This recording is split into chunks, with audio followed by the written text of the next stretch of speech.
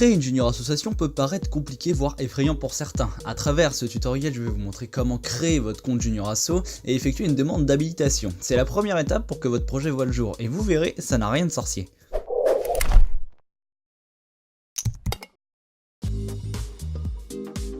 La procédure débute sur internet, ouvrez votre navigateur et rendez-vous sur le site Réseau National des Juniors Associations. Sur place, vous trouverez dans le menu défilant du haut différents onglets. Cliquez sur les Juniors Associations, vous serez alors redirigé vers une autre fenêtre. Une fois ici, allez dans l'onglet Créer et gérer une JA. Et c'est là que nous rentrons dans le vif du sujet. Je vous invite à bien lire toutes les informations disponibles sur cette page afin d'éviter les mauvaises surprises par la suite. Il ne vous reste plus qu'à remplir les informations disponibles en bas de la page et bien joué, votre compte est créé.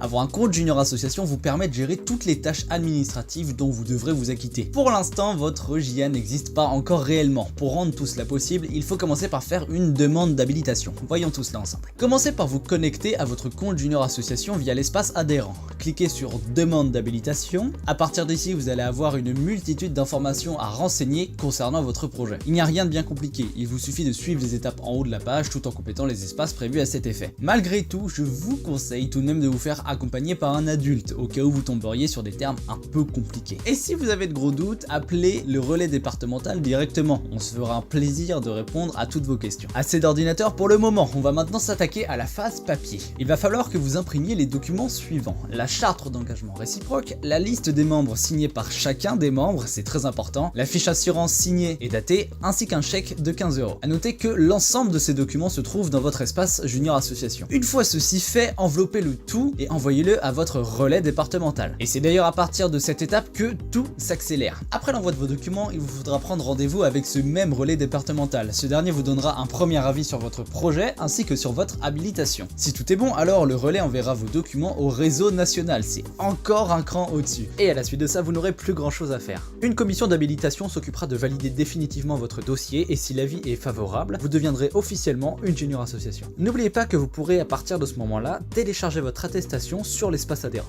Et c'est ici que nous allons nous quitter. Félicitations, vous venez de terminer ce tutoriel.